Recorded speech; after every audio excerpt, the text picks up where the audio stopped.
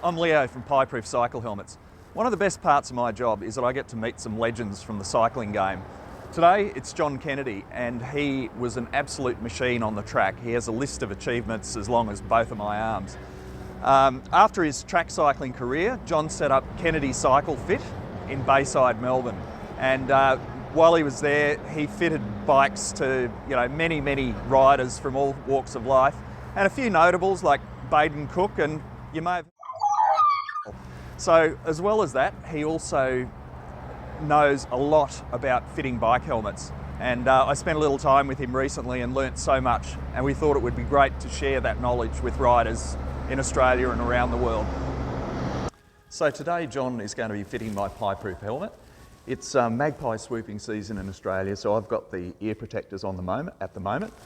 I'll take those off so that you can actually see what John's doing.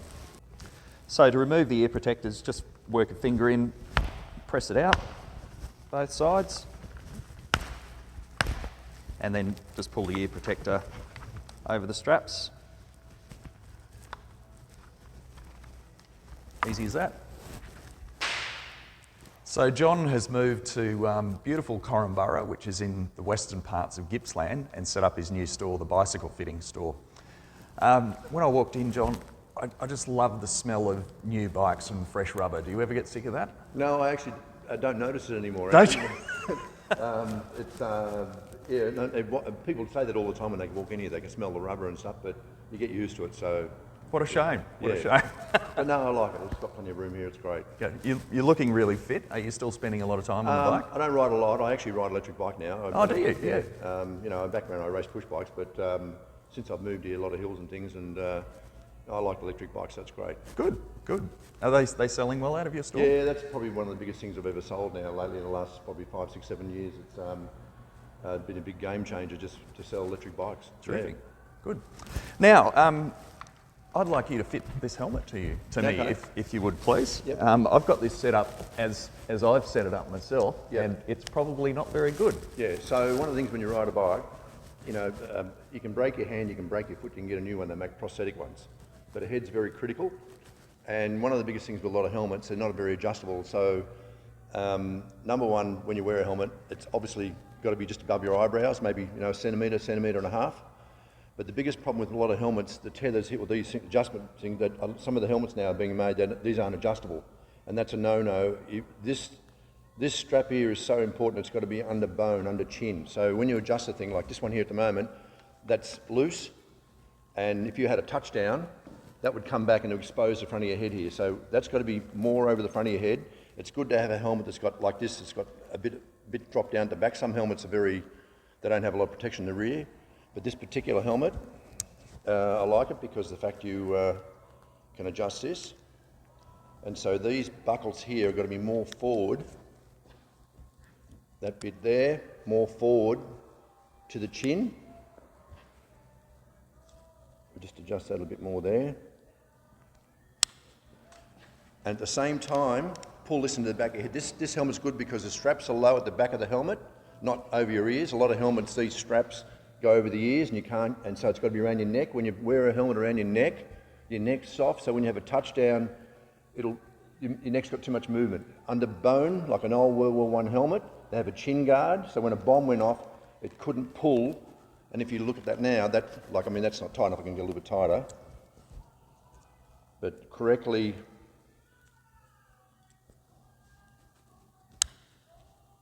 that's firm, but that's on his head now.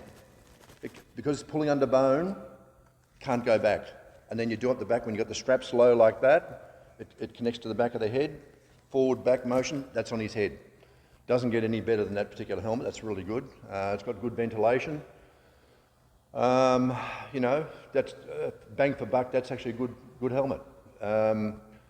If you look at all the helmets in the market, there are a lot of good helmets out there, but there's also a lot of bad ones. But it is very critical that these are adjustable. If you've got a helmet and that's not adjustable, it's useless because most of them, the buckles are below the ear and it's around your neck. When it's around your neck, you can't breathe properly and you've got to do it up tight. And if you do it up tight, you can't breathe, so you do it loose. And hence you have a lot of people have accidents and they have head injuries. So That's a good. it's certainly a lot tighter than I would normally do it. Yeah, so like, don't get me So- wrong, it's firm and you can back it off a little bit, but because it's under bone, that's not going anywhere. As long as I'm not yakking too much, Yeah, it's fine. Yeah, I mean, I've probably got that a little bit tight, but that's a good point. But you can see that's not going to move. Yeah, it's way more Yeah, correct. secure. Yeah, I'm just surprised they're making helmets that those buckles here are fixed, and you can't adjust. That's ridiculous. Yeah. Thank you, John. Yeah.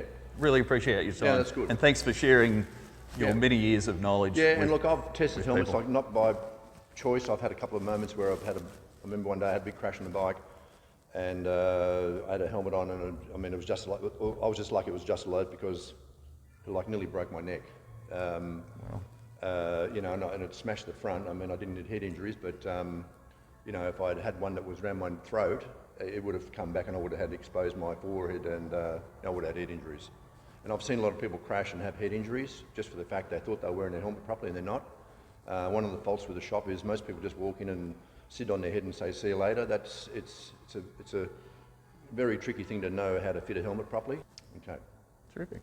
there you go. Thank you, John. No worries. Mate, one take. Well done.